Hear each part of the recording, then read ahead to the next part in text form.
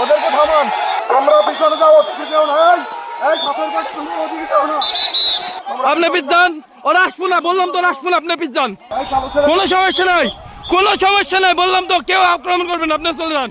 খাদ্য জিহাদ মিয়ার লোক বাবলু ভৈরা আইসা ময়ন্দা এদের বাড়ি ঘর পোড়ায় ফেলায়, লুটপাট করে নিয়ে যায়, আহত 10-20 জন। নায়াসিনামাইড ও স্যালিসাইলিক সমৃদ্ধ লিলি ফেস ওয়াশ যা ফেসের ডেড স্কিন সেল দূর করে দেয় দ্বিগুণ ফাস্টার ব্রাইটেনিং। তারা ফুটবলে ভোট দিতে বলেছিল, এরা হয়তো বা ফুটবলে তাদের দেওয়ার পরেও এখানে ভোট, এই কেন্দ্রে ফুটবল ভোট কম পাওয়ার কারণে আক্রমণ করে। হাজার হাজার লোক দেশীয় অস্ত্র নিয়ে এবং পেট্রোল বোমা সহকারে এখানে আক্রমণ করে। 4টি-5টি বাড়ি অগ্নিসংযোগ করে এবং 10টি-12টি বাড়ি হামলা এবং লুটপাট চালায়।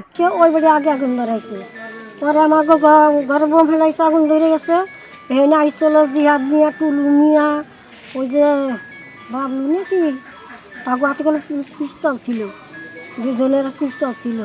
পিস্তল দিয়ে ঘরে আগুন ধরান দিয়ে আমি পোলাফান নিয়ে আমি ওই সাইডে চলে গেছিলাম।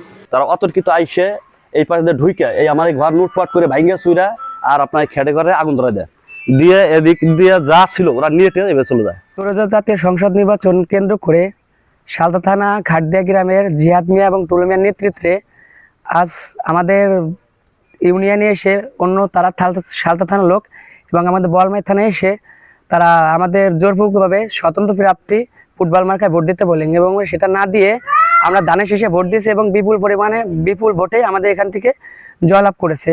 সেটা কেন্দ্র করে আজ 14ই ফেব্রুয়ারি ভোর আনুমানিক 7-8টা থেকে 8:30টার দিকে তারা আগ্নেয় অস্ত্র, দেশীয় অস্ত্র এবং বিপুল পরিমাণ সন্ত্রাসী এনে আমাদের উপরে আক্রমণ করে।